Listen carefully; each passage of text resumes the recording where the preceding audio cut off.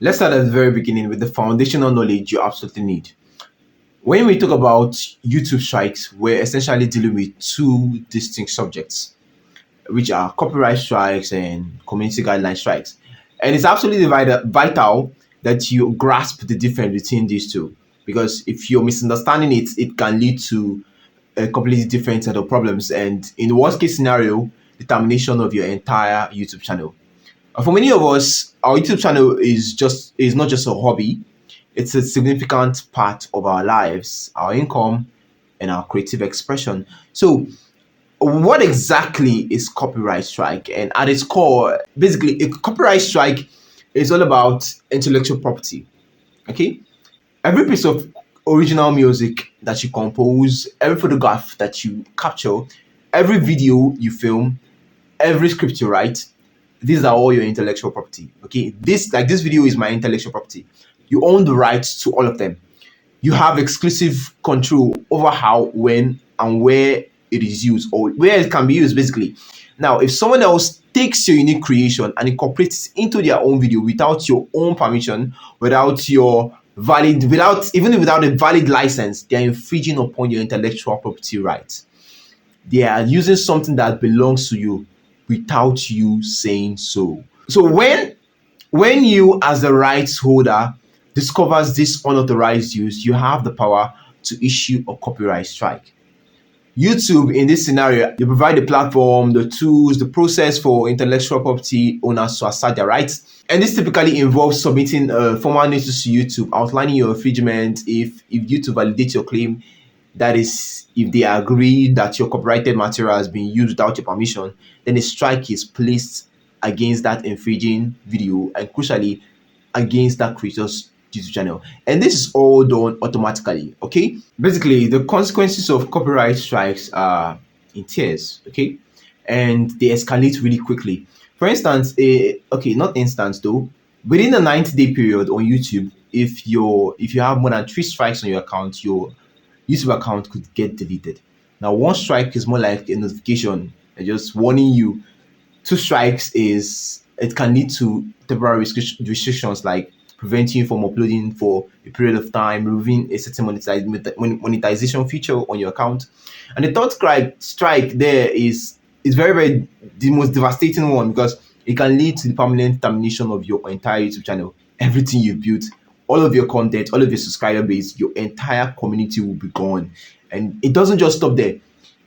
This isn't just a YouTube specific punishment. Now, copyright infringement can also open the door to real world legal action, depending on the severity and the scale of the infringement.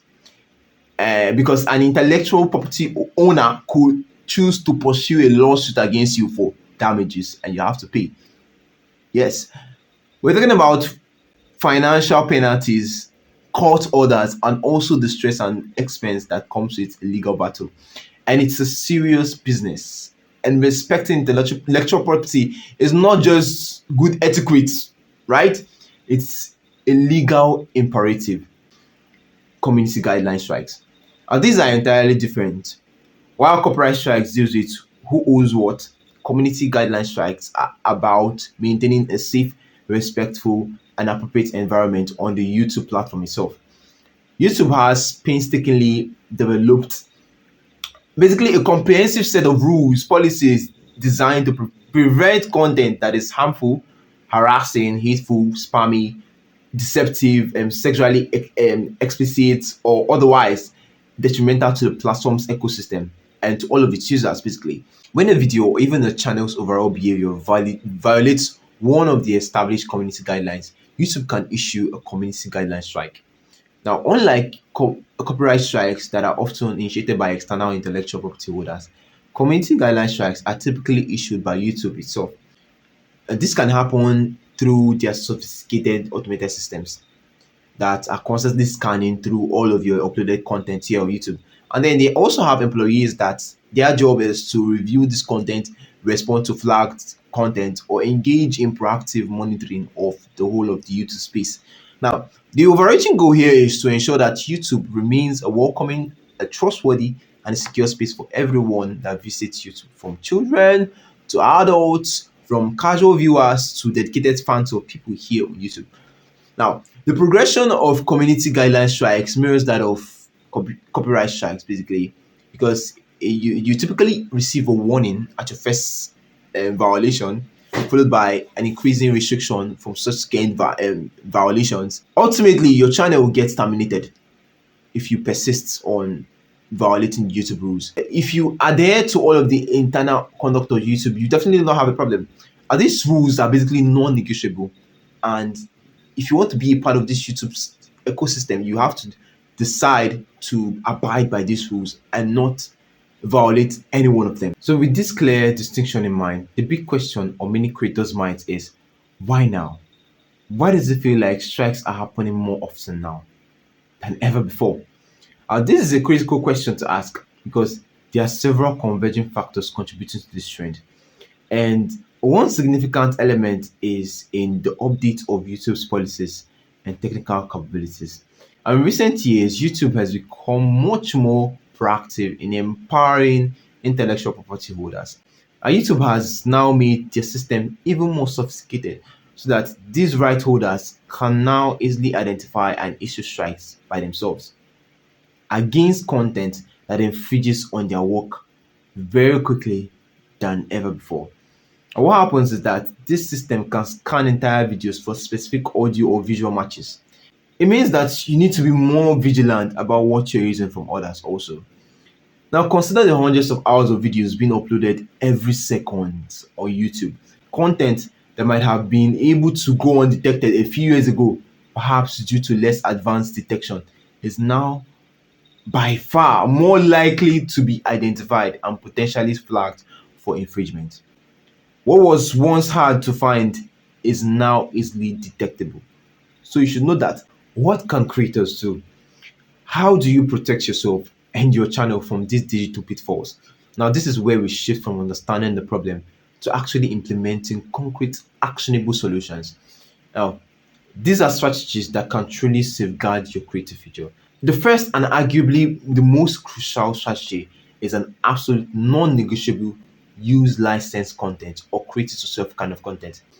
If you're incorporating any kind of third-party material into your videos, whether it is background music or stock footage, static images or sound effects, you must have the appropriate license for its use. You need the explicit permission or a valid license that specifically covers your intended use on a platform like YouTube. You need to always document everything. Try to keep records of every license agreement, every permission granted, every purchase, every copyrighted material. If possible, put it all in your video description, or you can create a simple spreadsheet or a dedicated folder on your phone or whatever you use and store it there.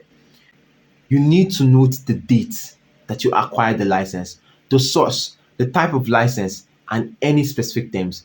And this documentation can be your strong defense if you ever face any strikes. So if YouTube or a strikes holder ask, you can immediately provide proof that you are legally entitled to use that content. Without it, your appeal becomes infinitely more difficult. The next one is, and this one is a very, very big one because it causes a lot of confusion, and that is understanding fair use. Fair use is a legal doctrine that, in certain circumstances, allows for the limited use of copyrighted material without acquiring permission from the rights holder. But however, fair use is not a clear-cut rule that you can simply apply, okay? It's not a magical shield that automatically protects you from copyright strikes on YouTube. YouTube's community guidelines cover a vast array of topics from hate speech and harassment to graphic content, nudity, self-harm, and dangerous acts. Before you upload any video, please take a critical and objective look at your content from the perspective of an unbiased viewer. Could any part of a video be misinterpreted as promoting violence, discrimination, or harmful behaviors? Are you using language that could be considered inflammatory, offensive, or inciting hatred? The platform's aim is to be a safe space for all users across all age groups and backgrounds.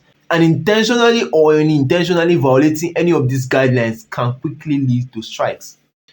This also extends to deceptive practices like artificially inflating your views or subscribers. creating misleading thumbnails or titles, or even engaging in spamming behavior. Transparency and authenticity are key here. If you're ever unsure, consult the guidelines directly. And for that, there is a link in the description, so go read it for yourself after you're done watching this video. I would advise that you review YouTube's terms of service and community guidelines regularly. And I know these documents are long, they are very long. This is why I have made this video, to explain, just in case you have trouble reading it, in case you don't want to read it. But it is very important you go through the document detail for detail. It dictates what you can and cannot do. And these documents are not static, they evolve. Okay, as YouTube evolves, these documents evolve. Ignoring them is like signing a financial contract without reading it, and it's a recipe for disaster, my dear. What I would advise that you do is set a recurring reminder that will help you to review YouTube's terms and their policies from time to time, even when they actually update their policies. When you receive a strike, whether it is copyright related or community guideline related, the first and the most crucial step is to appeal it promptly and professionally. YouTube provides appeals process, and it's absolutely essential that you utilize it. When you appeal, clearly articulate why you believe the strike was issued in error. Provide any and all supporting documents that you have. You need to be precise, you need to be factual, and most importantly, be professional in your communication. Aggression or insults or emotional outbursts will only hurt your case and reflect poorly on you. So stick to the facts. It is also vital to understand the difference between a copyright claim and a copyright strike. A copyright claim is also known as a content ID claim, and it's a different mechanism altogether. When a rights holder identifies their content within your video via YouTube's sophisticated content ID system, which automatically scans uploaded videos against a database of copyrighted material, they can issue a claim. Crucially, a claim does not directly result in a strike against your channel. Instead, it allows the rights holder to take specific actions, okay? And the most common of which is to monetize your video. This means that they can choose to run ads on your video and collect the revenue from those ads, or even split the ad revenue with you. In some cases, they might choose to track performance of a video, even block you in some territories. The key differentiator here is that a claim does not typically lead to a strike or channel termination unless you dispute the claim and situation escalates. The best thing to do is reach out to this creator within the copyright claim and discuss with that creator. In fact, some creators, especially musicians or artists, strategically use claims. For instance, you're a musician and you might register your music with YouTube's content ID system. This way, if you registered your YouTube content ID system, anyone that uses your music in their videos, the content ID system will automatically detect it, and you can then choose to claim the ad revenue from these videos. Finally, let's talk about the broader picture, the future of the creator landscape. I see that the future for creators on social media is bright, and major companies, established brands, are beginning to recognize the immense power, influence, and business potential of individual creators on social media. The undeniable shift from traditional media and consumption to creator driven content is not just a trend, it's a fundamental transformation in how entertainment, education, and information are consumed globally, basically. Now, this means more opportunities for creators than ever before. We're seeing more sophisticated brand collaborations, more lucrative sponsorship deals, and an ever growing emphasis on direct monetization strategies. Relying solely on AdSense leaves you incredibly vulnerable to algorithm changes, demonetization events, which can happen even without a strike. Diversifying your revenue streams is no longer just a suggestion, it is an absolute necessity for long term sustainability and growth as a creator. The creator landscape is truly maturing, and with that maturity comes a greater emphasis on professionalism, business acumen, and a deep understanding of legal and ethical landscape. And it's no longer just about hitting record and just uploading your videos online.